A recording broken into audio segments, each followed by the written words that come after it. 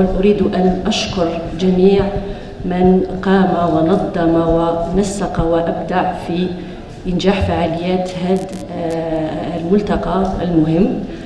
وأنا سعيدة جدا بتواجدي مع زملائي ومع الطلبة ومع المكتبيين، فشكرا لكم جميعا ومرحبا بكم جميعا. إذا ماذا فعلت أدوات الويب 2.0 في المكتبات، وماذا فعل المكتبي بهذه الأدوات؟ إذن بالنسبة لي المداخلة فهي موسومة كما تفضل السيد الرئيس. Le web interactif et réseaux sociaux en bibliothèque. Quel outil et quel usage pour la bibliothèque 2.0?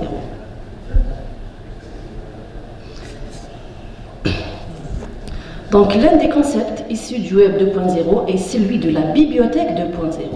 Donc ce concept-là marque l'évolution des activités dans la bibliothèque, le passage de services centralisés vers les outils collaboratifs en ligne et l'interactivité avec les usagers. Le web 2.0 est un genre collaboratif en ligne.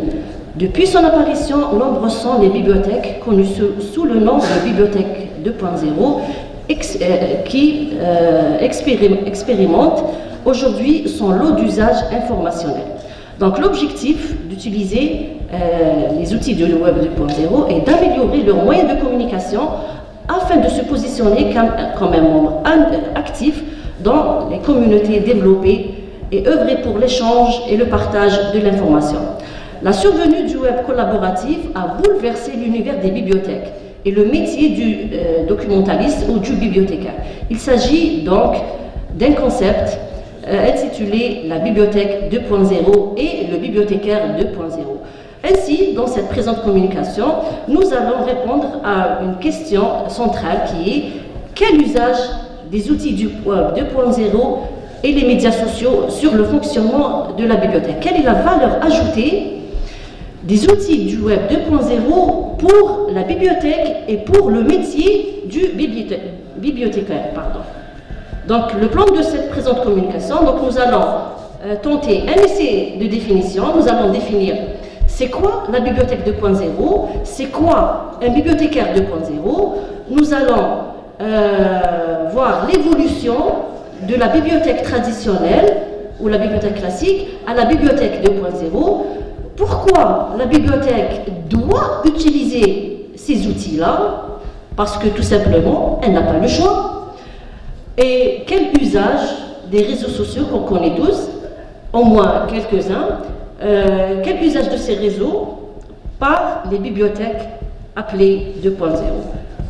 Donc, pour le premier chapitre ou le premier axe de cette communication, nous allons essayer brièvement de définir c'est quoi bibliothèque 2.0 et c'est quoi un bibliothécaire 2.0. Tout simplement, la bibliothèque 2.0 dans son papier intitulé La bibliothèque 2.0, genèse et évolution d'un concept, Olivier Leboeuf a donné les 5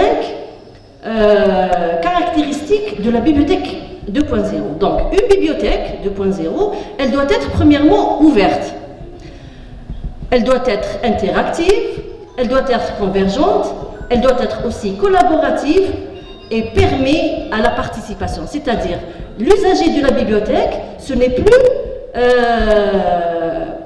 connu comme l'usager dans la bibliothèque classique, il vient un consommateur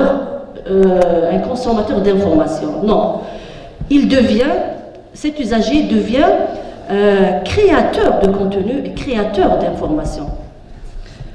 Donc la bibliothèque 2.0, c'est un ensemble de services à disposition de l'usager qui permet d'élargir la médiation et attirer de nouveaux publics via le numérique. Le monde virtuel ou l'évolution, le développement technologique a donné naissance à un nouveau usager, c'est des usagers qui maîtrisent la technologie. Du coup, la bibliothèque doit répondre à ce besoin-là et doit évoluer selon l'évolution de cet usager. Donc, pour ce qui est le bibliothèque 2.0, donc c'est un professionnel de l'information qui s'outille de plusieurs outils proposés par le Web 2.0, proposés par le Web. Surtout, pourquoi j'insiste sur le 2.0? Parce que c'est vrai qu'on est arrivé à Web 3.0 jusqu'au Web 4.0, mais le mérite reste toujours pour le Web 2.0, puisque c'est lui qui a donné naissance et donné des outils d'interactivité et d'interaction. Donc, le Bibliothèque 2.0, c'est un professionnel qui manie des différents outils à sa disposition dans un souci de satisfaire l'usager avec une volonté d'innover, de permettre aux différents profils d'usagers de participer davantage à la construction d'identité de la bibliothèque. Ainsi, comme je l'ai mentionné tout à l'heure, l'usager, c'est pas un usager, c'est pas un lecteur passif, donc lui aussi, il participe à l'évolution de la bibliothèque et à la création du contenu. Le deuxième axe de cette communication est intitulé « On va voir quelle est la différence ou bien les grands axes de l'évolution d'une bibliothèque classique à une bibliothèque moderne. » Donc, qu'est-ce qu'on peut trouver dans la bibliothèque classique et qu'est-ce qu'on va trouver dans la bibliothèque moderne qui utilise les outils du web? Dans la bibliothèque classique, il y a l'indexation normalisée, il y a les usagers comme bénéficiaires du service, il y a des recommandations qui peuvent être émanantes des professionnels de l'information. Mais dans la bibliothèque 2.0, il y a l'indexation libre, il y a des usagers comme participants ou des co-créateurs du contenu, il y a des recommandations populaires émanant des lecteurs et des usagers.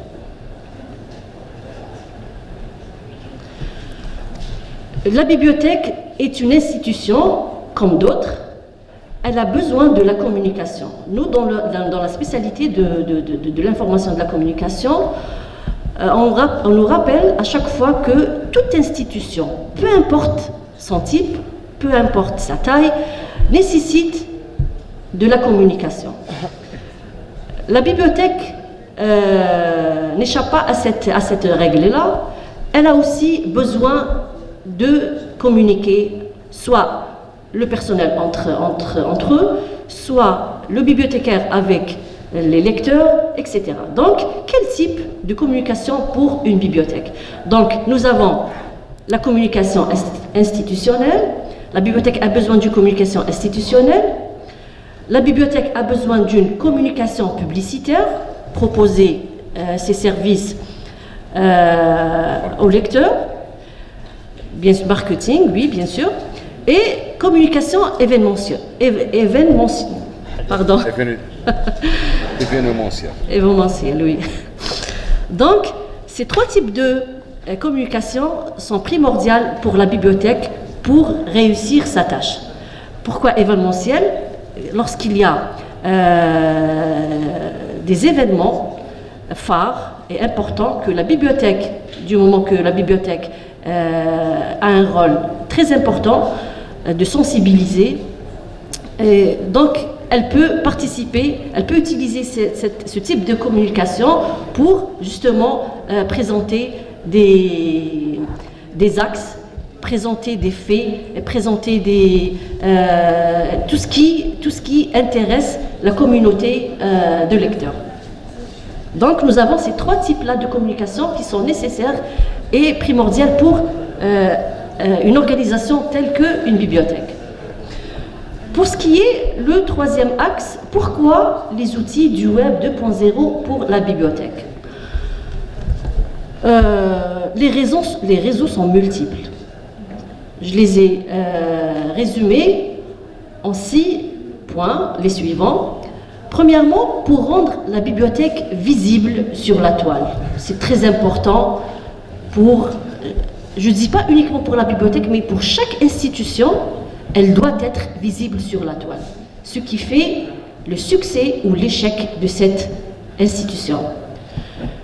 Deuxièmement, pour contextualiser la bibliothèque.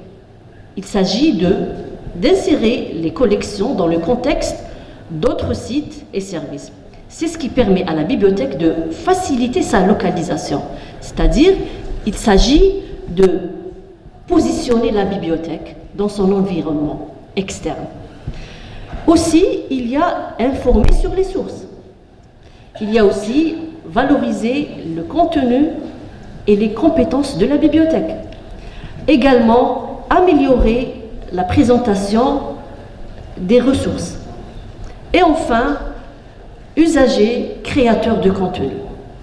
Je pense que ce dernier point, c'est l'un des points essentiels qui fait la distinction entre la bibliothèque moderne, qui utilise les outils du web, et la bibliothèque classique.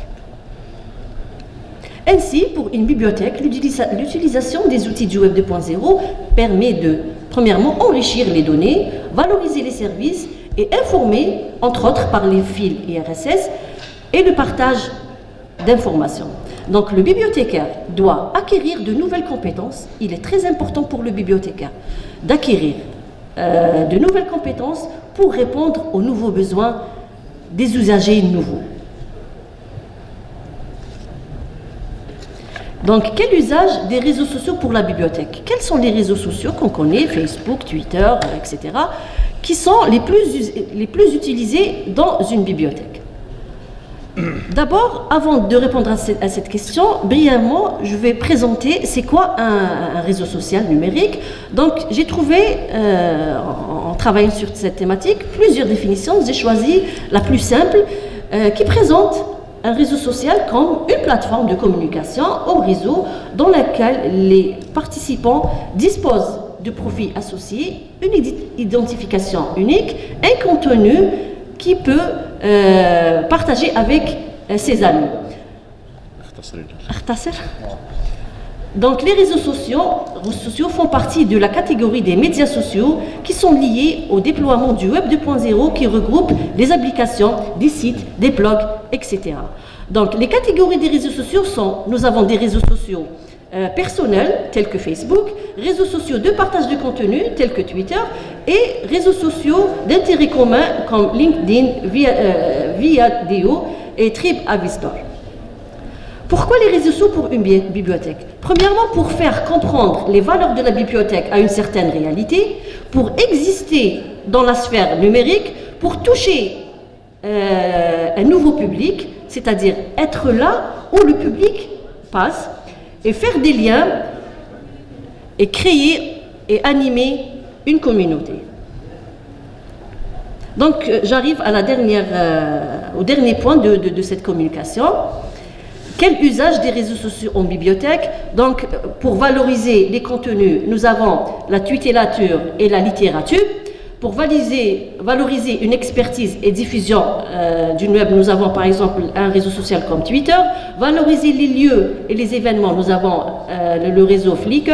Et enfin, pour l'inscription dans une communauté, Facebook et Google Scholar. Donc, arrivé au terme de cette communication, je dirais que malgré l'évolution de la bibliothèque 3.0, mais on garde toujours à l'esprit et pour longtemps les avantages du Web 2.0 pour la bibliothèque, notamment pour la visibilité de la bibliothèque, pour le partage de l'information et pour l'implication de l'usager pour la création de contenu. Quel que soit universitaire, municipal ou d'entreprise, les bibliothèques communiquent avec les usagers via les réseaux sociaux. De ce fait, deux réseaux pour lesquels la bibliothèque devrait être sur les réseaux. Premièrement, d'une part pour promouvoir un service et d'autre part pour interagir avec une communauté. Facebook, YouTube, Flickr, Twitter ou d'autres offrent aujourd'hui un usage nomade à l'information. Il est possible donc de rester connecté à une bibliothèque depuis son smartphone et depuis n'importe quelle heure du jour ou de la nuit, en dehors des horaires d'ouverture. Dans sa volonté de proximité avec les usagers, la bibliothèque peut se servir des réseaux pour se défaire des barrières physiques et temporelles en proposant des services en ligne directement aux usagers. Et merci pour votre aimable attention.